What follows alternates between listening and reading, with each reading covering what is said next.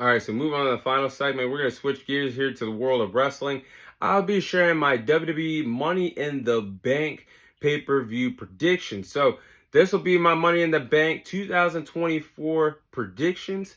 This is going to be one hell of an event taking place in Toronto in Canada. I think this is going to be one hell of an event. So let's get into it. You have the women's Money in the Bank match that will feature Io Sky versus Lyra Valkyria versus Chelsea Green versus Naomi versus Tiffany Stratton. Now, as I record this segment, I'm not tuned into Monday Night Raw, so there's only one remaining spot for the Money in the Bank, women's Money in the Bank match. I think Ivy Nile is going to get that final spot. That's just my prediction. We'll see. But I think regardless, whoever gets that final spot, this should be a fun women's Money in the Bank ladder match that features last year's winner, Io Sky, a rising star from NXT from the women's division, Lyra Valkyria, who's done a pretty good job on the main roster so far. You have Naomi, who's always been great and electrifying in the ring. You also have a young star and Tiffany Stratton in the wild card of Chelsea Green. So I feel like there's going to be a lot of incredible spots. I think there's going to be a lot of marquee moments that happen in this women's Money in the Bank ladder match, but my pick is Tiffany Stratton to win the Money in the Bank briefcase this year. I feel like she'll make the SmackDown women's roster and the SmackDown women's division very interesting, holding on to that Money in the Bank briefcase that she could possibly cash in for the next 12 months. So I think that this will be the best route here to have Tiffany Stratton win the women's Money in the Bank ladder match this year. Now, let's head over to our first and only world title match that we'll see on this card. You have Damian Priest, who will be defending the World Heavyweight Championship against Seth Rollins. Now, I am actually very surprised that Seth Rollins returned after being sidelined after WrestleMania.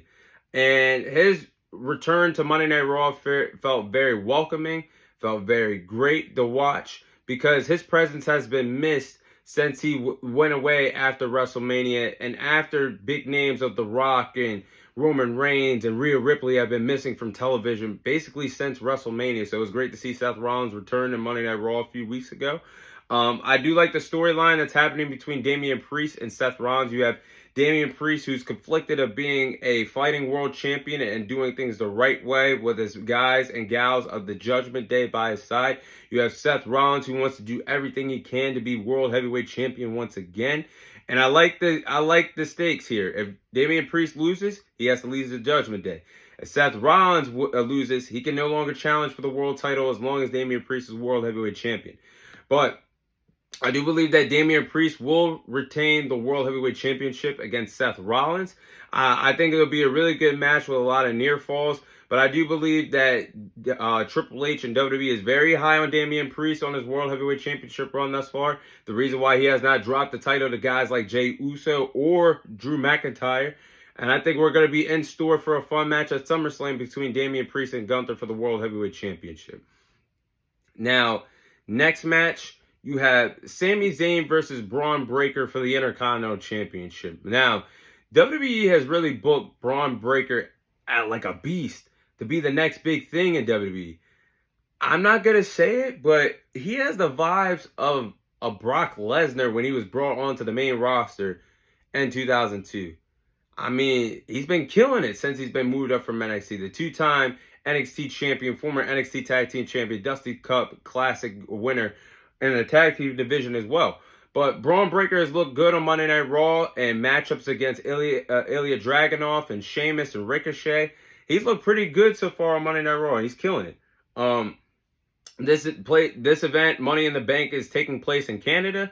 It would be nice for Sami Zayn to retain the Intercontinental Championship in his home country, but I just don't see it here. I think, with all due respect, Sami Zayn has outgrown the Intercontinental Championship. And I mean that because Sami Zayn is one hell of a competitor, one hell of a wrestler, one hell of a talent. I think he needs to get back into the mix of the main event scene on Monday Night Raw. And I think Braun Breaker be the right guy to win the Intercontinental Championship here, elevate the mid-card division, elevate the Intercontinental Championship as the ultimate badass to have the Intercontinental Championship on Monday Night Raw. It just feels right for Braun Breaker to get his moment here. I have him winning the Intercontinental Championship this weekend. Then, we have Cody Rhodes, Cody Rhodes, Randy Orton, and Kevin Owens taking on the Bloodline 2.0 in a 6-man tag team match. Now, I will say, this Bloodline 2.0 storyline is definitely picking up steam at the right time, because at one moment I was losing interest in this storyline of Solo Sikoa being the tribal chief or being the head of the table while Roman Reigns is away. Now, it's picked up because we've seen Solo Sikoa come out on Friday Night SmackDown in a suit and an attire dressed as The Weeknd, how The Weeknd was for his album cover of After Hours in 2020. But as I digress, it's getting serious now, because Paul Heyman on last week's episode of Madison Square Garden on Friday Night SmackDown has said he does not respect Solo Sikoa as his tribal chief, and he doesn't accept it. So the Bloodline has turned on the wise man Paul Heyman. And Jacob Fatu is now in the mix. This is getting very good when Roman Reigns returns to WWE. But in terms of this 6-man tag team match, I think Solo Sikoa is going to pin Cody Rhodes to set up for a WWE Championship match at SummerSlam between Cody Rhodes and Solo Sikoa. And that could be the earliest we see the head of the table, the tribal chief, Roman Reigns, return back to the WWE and make his return, because we all miss him in the world of wrestling today. Now, heading into the men's Money in the Bank ladder match, you will see Jey Uso versus Chad Gable versus Carmelo Hayes versus Andrade versus LA Knight. Now, I'm predicting that Ilya Dragunov does take the final spot tonight on Monday Night Raw. We shall see, but that's just my prediction for the men's Money in the Bank ladder match. Now, I do believe that this will be a fun match, a fun Money in the Bank ladder match with a lot of spots. I just feel like Jey Uso winning this year's Money in the Bank ladder match makes a lot of sense. He's the most over superstar. He's proven that he is main event material for the last few years, especially being on the scene on Monday Night Raw. The man is one of the most over wrestlers in the WWE today, the way how he gets over with the WWE crowd. And I just feel like he has that popular gimmick to be a future world champion right now in the WWE. And looking at the other competitors, I mean, LA Knight, it seems like he's going to face Logan Paul for the United States Championship at SummerSlam. I think it's too quick to put the briefcase on Carmelo Hayes, even though I do believe he will be a future world champion down the line in WWE. I think Chad Gable is a dark horse to win the Money in the Bank briefcase, but I could also see the Wyatt Six, the new faction, Uncle Howdy, and several others costing Chad Gable the match in the Money in the Bank ladder match. I just feel like Jey Uso is the right pick here to win this year's Money in the Bank ladder match. But those are my WWE Money in the Bank predictions. That is all the time I have for you guys today. Thank you guys for watching. Thank you guys for listening. This is your host, Thomas Tyree, signing off. And I'll see you guys on next week's episode.